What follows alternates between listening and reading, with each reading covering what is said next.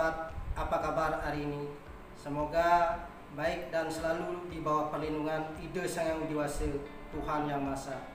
Karena di masa seperti sekarang ini, kita harus tetap menjaga kesehatan dan imun tubuh kita serta taat pada prokes, yaitu 5M.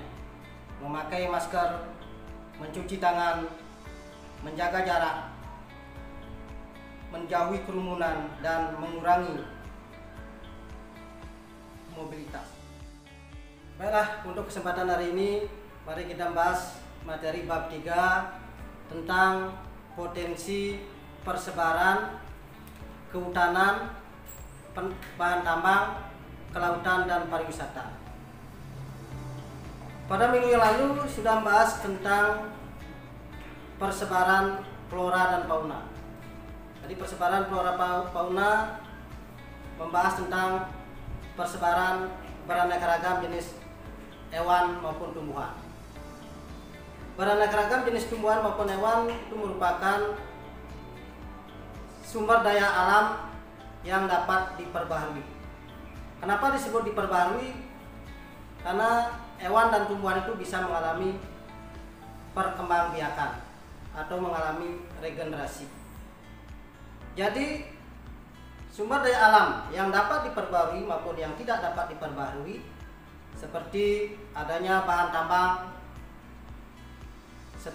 besi, minyak bumi, batu bara, emas, dan sebagainya, itu merupakan sumber daya alam yang tidak dapat diperbarui. Kenapa tidak dapat diperbarui? Karena bahan tambang tersebut tidak bisa mengalami regenerasi atau tidak dapat dipulihkan kembali.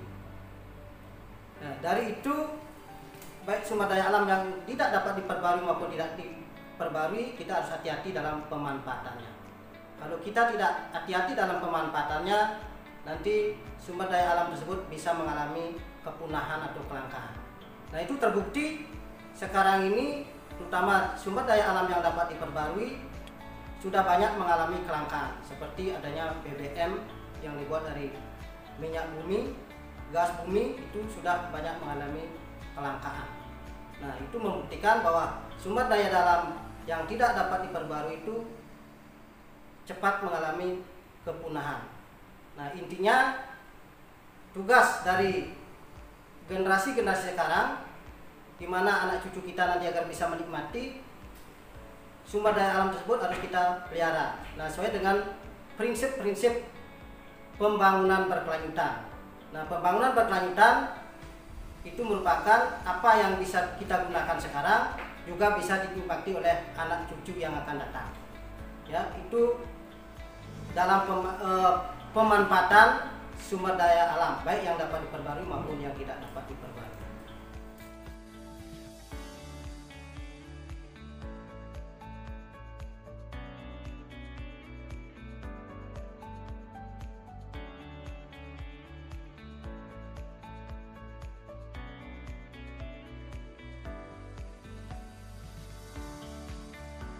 Sumber daya alam itu ada beraneka ragam jenis sumber daya alam, mulai dari hutan, itu ada hutan tropis, hutan rawa, hutan payau, hutan gambut, hutan lindung, hutan suaka alam, dan hutan wisata.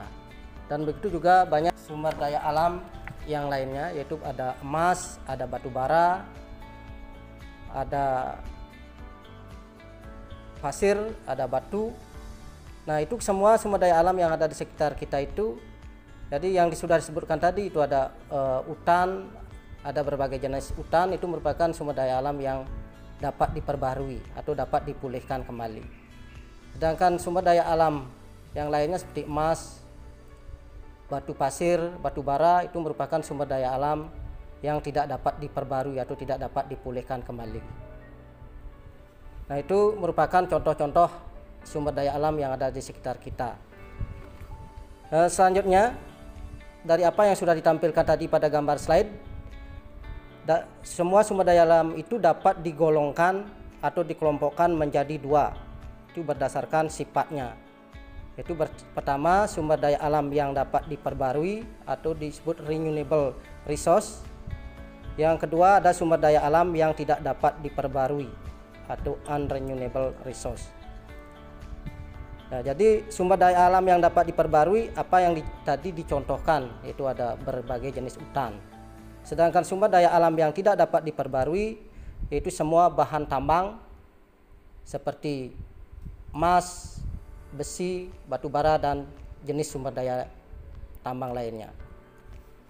Potensi dan persebaran sumber daya alam di Indonesia meliputi sumber daya kehutanan, pertambangan, kelautan, dan pariwisata.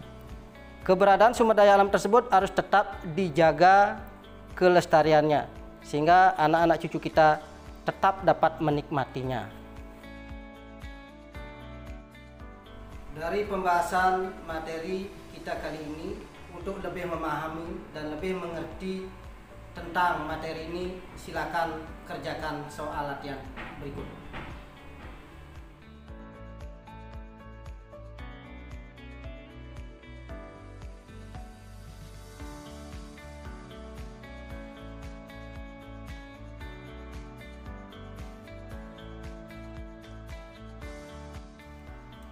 Apakah soal latihannya sudah bisa dikerjakan? Kalau sudah, mari kita simpulkan bahwa berdasarkan sifatnya, sumber daya alam dapat dikelompokkan menjadi dua, yaitu pertama, sumber daya alam yang dapat diperbarui atau renewable resource. Yang kedua, sumber daya alam yang tidak dapat diperbarui atau unrenewable resource.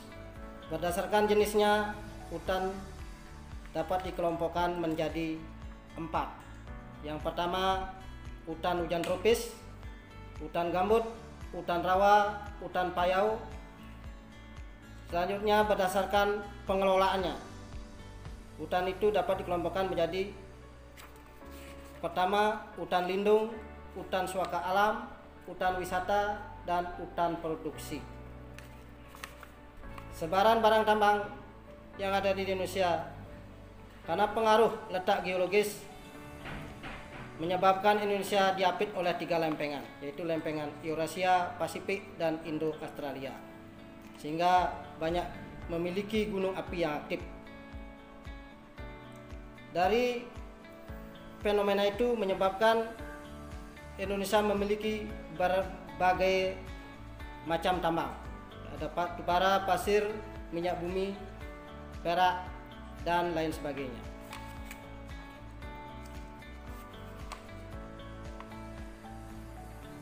Berdasarkan Peraturan Pemerintah Nomor 25 Tahun 1964, bahan galian atau bahan tambang dapat dikelompokkan menjadi 3, itu ada bagian A, bagian B, dan bagian C.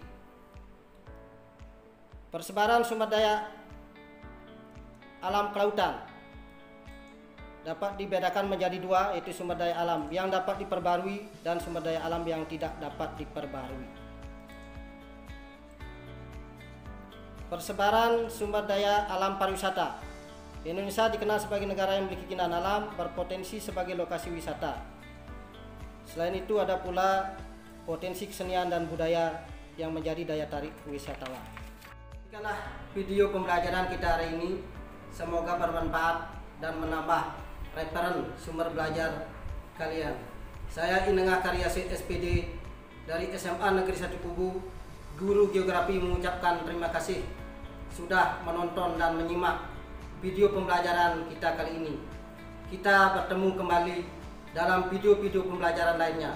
Om Santi Santi Santi Om.